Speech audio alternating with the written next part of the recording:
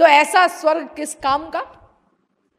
और फिर वहां से लौटने के बाद कितना दुख भोगो, कहां इतना ऊंचा स्टैंडर्ड कि सोचा रसगुल्ला आ गया, हाथ उठा के खाना भी नहीं है, प्रैक्टिकल रसगुल्ले का सुख मिल गया।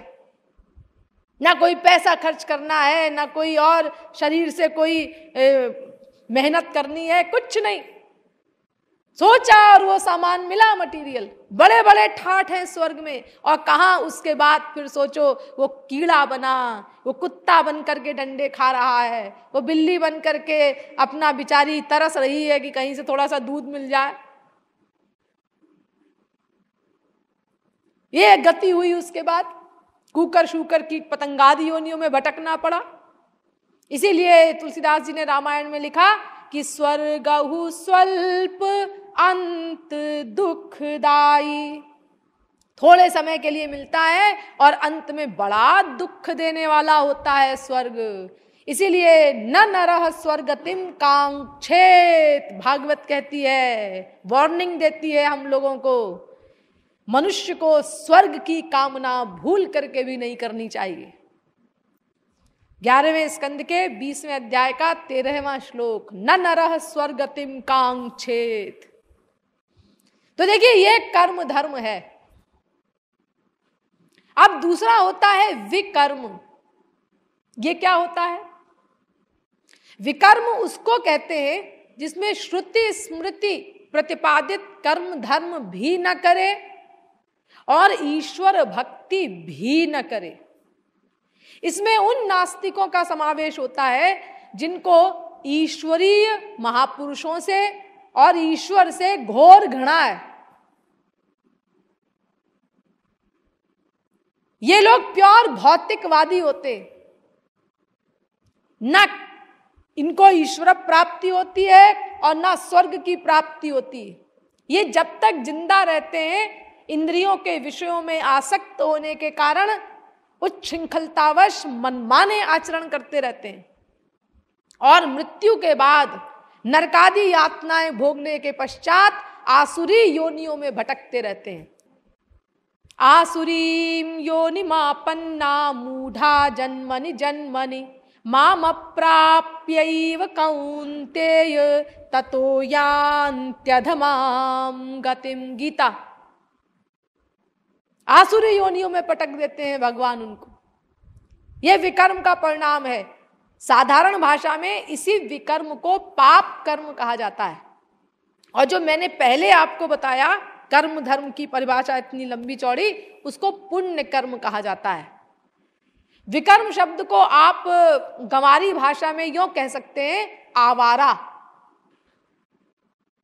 जिनको ना ईश्वर भक्ति से मतलब, ना कर्म धर्म से मतलब, कहते हैं अजी हम इस सब चक्कर में नहीं पड़ते, ना भगवान के चक्कर में और ना कर्म धर्म के चक्कर में, हम तो मनमाना आचरण करते हैं। वे लोग बेवकूफ हैं जो सवेरे उठ करके नहाते हैं, धोते हैं, ब्रह्म मुहूर्त में पूजा पाठ करते हैं, संध्या वगैरह करते हैं।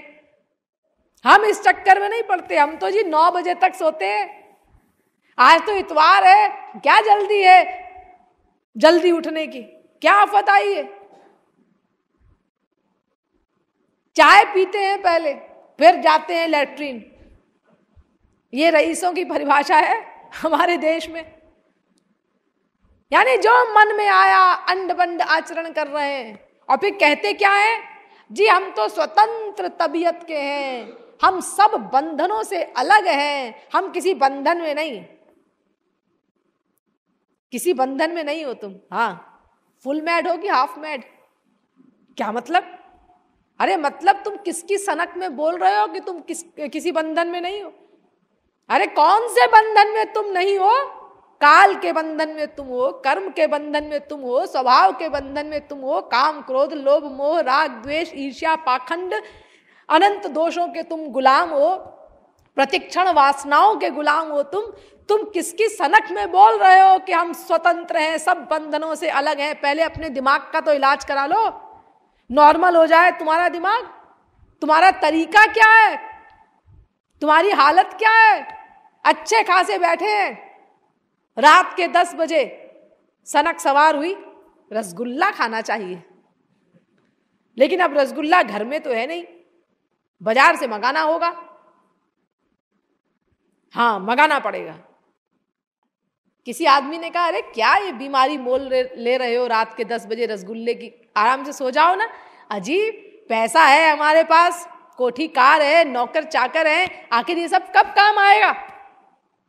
रामू, वो बेचारा सो गया था, दिन भर काम करके थका हुआ। आवाज दी उसको, रामू इधर आओ। अब वो आंख मलता हुआ सामने आया, जी हुजूर, देखो बाजार से रसगुल्ला लेकर के आओ। हुजूर, दुकान तो बंद हो गई होंगी इस समय, कहीं से भी लाओ ढूंढ करके।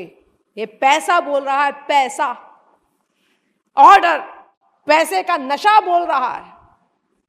नहीं को अस जन्मा जग माही, प्रभुता पाई जाही मद नाही। श्रीमद वक्र न कीन्ह के ही, प्रभुता बधिर न काहि। It is easier for a camel to go through the eye of a needle than for a rich man to enter the kingdom of God. सुई के छेद में से होकर के ऊंटों का काफिला भले ही निकल जाए, लेकिन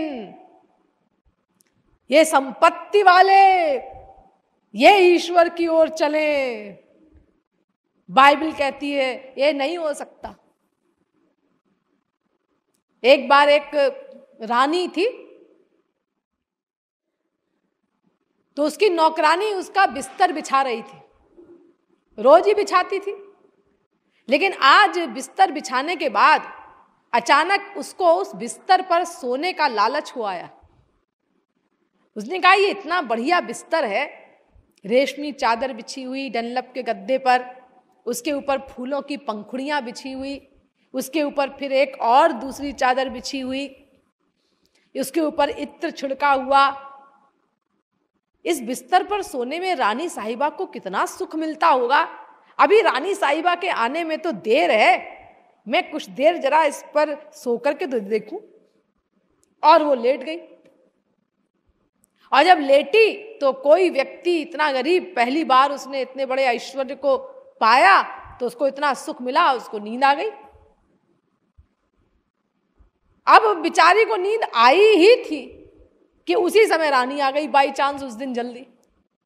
उसने देखा ये मेरे बिस्तर पे सो रही है मेरी नौकरानी, ओह ये हिम्मत इसकी, बुलाया नौकरानियों को, दूसरी नौकरानियों को, इधर आओ।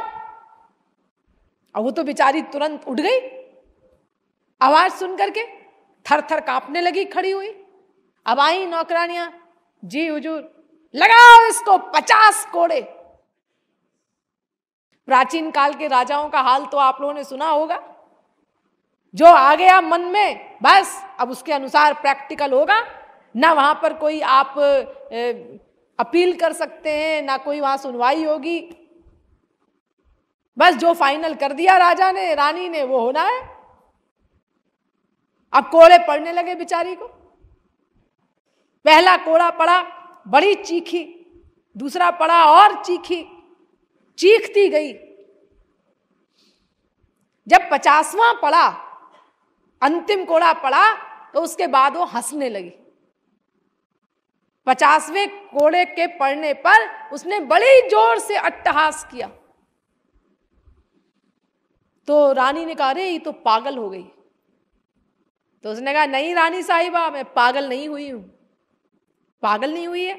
बता मेरी कितनी उंगली हैं? 3। हाँ, ये पागल तो नहीं हुई। तो फिर तू हंस क्यों रही थी? रानी साहिबा, बता दूं क्यों हंस रही थी? अरे 50 कोड़े और लगवा लीजिएगा, अब तो कोड़े खाने का अभ्यास हो गया मुझे। नहीं नहीं, कोड़े नहीं लगवाऊंगी, तू बता तू हंसी क्यों? रानी साहिबा, मैं ये सोच के हंसी कि मैं 1 मिनट के लिए इस खाट पर सोई तो मुझे 50 कोड़े खाने पड़े, और आप जिंदगी भर इस खाट पर सोती चली आ रही हैं, आपको कितने कोड़े खाने पड़ेंगे उस रानी के द्वारा? आपकी भी कोई रानी है, आपका भी कोई राजा है, आपको कितने कोड़े खाने पड़ेंगे? गिन लीजिए, 1 मिनट में 50, तो पूरे जीवन में कितने? रानी को एकदम वैराग्य हो गया, क्योंकि मरने के बाद ये तो कहा नहीं जाएगा अमुक देश की रानी साहिबा हाजिर हो। अरे रानी, राजा, प्रेसिडेंट, प्राइम मिनिस्टर, इन शब्दों का प्रयोग तो शरीर के लिए होता है, शरीर की उपाधियां हैं ये सब, और शरीर तो यही छूट जाएगा, वहां तो केवल जीवात्मा का प्रश्न रह जाएगा, बाकी सब उपाधियां यहीं रह जाएंगी। तो देखो, ये अनंत वासनाओं का गुलाम मनुष्य ये एक क्षण को भी वास्तव में स्वतंत्र नहीं है, और ये बोलता है कि मैं आजाद तबीयत हूं, स्वतंत्र हूं। तो अच्छे खासे बैठे बैठे रसगुल्ले की बीमारी आ गई दिमाग में, रसगुल्ला खाना चाहिए। अब सारे बाजार में बेचारा वो नौकर रसगुल्ला ढूंढ रहा है, सब दुकानें बंद हो गई। किसी तरह एक दुकानदार को की खुशामद करके उसने दुकान खुलवाई। दूसरा आदमी जो उस रसगुल्ले की कामना वाले के पास बैठा था, उस सोने चला गया, और ये अपना बैठे हैं, रसगुल्ले की इंतजार कर रहे हैं। अभी आया नहीं रसगुल्ला, अभी आया नहीं, बड़ी देर हो गई। खैर रसगुल्ला आया 1 घंटे बाद, 11 बजे नौकर ने डाल के दिया प्लेट में। अब खाया, हाँ अब आनंद आ गया, अब जाकर के सोया। सवेरे दोनों उठे, दोस्त ने पूछा क्यों रे, रात को कब सोया तू? मैं तो 11 बजे सोया, 11 बजे रसगुल्ला आया और मैंने खाया, फिर मैं आराम से सोया। क्यों रे मूर्ख, 1 घंटे तू रसगुल्ले के लिए परेशान रहा, 10 से 11 बजे तक, नौकर को परेशान किया, दुकानदार को परेशान किया, पैसा खर्च किया, और रसगुल्ला 11 बजे खाने के बाद तू वापस कहां पहुंचा? ध्यान दीजिए, जहां 10 बजे था, जहां इस रसगुल्ले की कामना बनाने के पहले खड़ा था, वहीं पहुंचा इस 1 घंटे की परेड के बाद। और दूसरा आदमी आराम से सोता रहा 10 बजे से सवेरे 5-6 बजे तक। तो ये रसगुल्ले की कामना जो तेरे मन में पैदा हुई, उसके पहले तू शांत था ना? हाँ, उसके पहले तो कुछ ऐसी बीमारी थी नहीं, आराम से थे हम। अचानक एक सनक आई थी 10 बजे की रसगुल्ला खाना चाहिए, और उसके कारण इतनी देर तक परेशान रहा। तो ये कामना बनाई किसने थी? तू नहीं बनाई थी ना। अगर तू इस कामना को न बनाता तो आराम से रहता। कामना बनाने के बाद, इतना परेशान होने के बाद वापस पहुंचा तो वहीं पर ना जहां कामना नहीं थी। तो ये हम लोगों की वासनाओं की हकीकत है। अच्छे खासे बैठे बैठे एक कामना बना लेते हैं और फिर उस चक्कर में परेशान होते हैं, उसकी प्रैक्टिस में, और अंत में पहुंचते कहां है? जहां कामना बनाने के पहले खड़े होते हैं। और इसको कहते हैं एंजॉयमेंट। आज तो बड़ा अच्छा एंजॉयमेंट रहा, पिकनिक पे गए थे, वहां खूब मजा आया। खूब मजा आया या तुम्हारा खोपड़ा खराब है, यूं बोलो? तुम इसको एंजॉयमेंट बोलते हो? ये बोलो कि दिमाग का पागलपन, इसको नाम दो दिमाग का पागलपन। प्रक्षालनाद्धि पंकस्य दूरादस्पर्शनम वरम। एक आदमी अच्छा खासा बैठा था और गया और कीचड़ में उसने अपना पैर डाल दिया। अब कीचड़ में पैर डाल दिया तो नेचुरल है, पैर गंदा हो गया।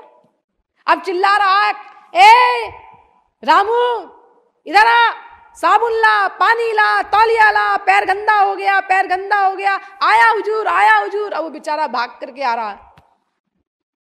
हाँ, उसने पैर धोया साहब का, हाँ अब साफ हो गया। अरे तो साफ, पहले ही साफ था आपका पैर, तो आपने कीचड़ में डाला क्यों? तो ऐसे ही हम लोग करते हैं। अच्छे खासे बैठे बैठे हम कामना बना लेते हैं और फिर उस चक्कर में परेशान होते हैं, और फिर जब वो कामना पूरी हो जाती है तो वापस कहां पहुंचते हैं, जहां कामना बनाने के पहले थे। तो ये मनमाना आचरण करने वाले लोग, इनको विकर्मी कहा जाता है, और इसका फल है शास्त्रों में नरक। तो अब आप लोग समझ गए कि जिसमें ईश्वर भक्ति भी न हो और श्रुति स्मृति प्रतिपादित कर्म धर्म भी न किए जाएं, उसको विकर्म कहते हैं, इसका फल नरक है। और जिसमें ईश्वर भक्ति नहीं है लेकिन श्रुति स्मृति प्रतिपादित कर्म धर्म का सही सही आचरण किया जाए, उसको कर्म कहते हैं। लेकिन उस कर्म में एक तो बहुत अधिक कठिनाइयां हैं, जैसा कि मैंने आपको बताया। दूसरे उसका परिणाम है स्वर्ग की प्राप्ति, जहां केवल भोग भोग है और माया की सब बीमारियां उसी प्रकार हैं जैसे हमारे मृत्युलोक में है। और फिर वो स्वर्ग हमेशा के लिए मिलता भी नहीं, वहां से लौटने पर फिर कुकर शूकर कीट पतंगादि योनियों में भटकना पड़ता है। इसीलिए कर्म धर्म की शास्त्रों में घोर निंदा की गई है, कर्म धर्म का खंडन किया गया है। लेकिन कर्म धर्म के पालन का फिर आदेश क्यों दिया गया शास्त्रों में? कर्म धर्म क्यों निंदनीय है ये तो हम समझ गए, लेकिन फिर वही वेद शास्त्र ये भी तो कहते हैं कि कर्म धर्म का पालन करो, यज्ञ करो, दान करो, व्रत करो, ये सब भी तो कहते हैं। वो ऐसा क्यों कहते हैं फिर? अब इसका उत्तर कल दिया जाएगा। बोलिए वृंदावन बिहारी लाल की, श्रीमद् सद्गुरु सरकार की।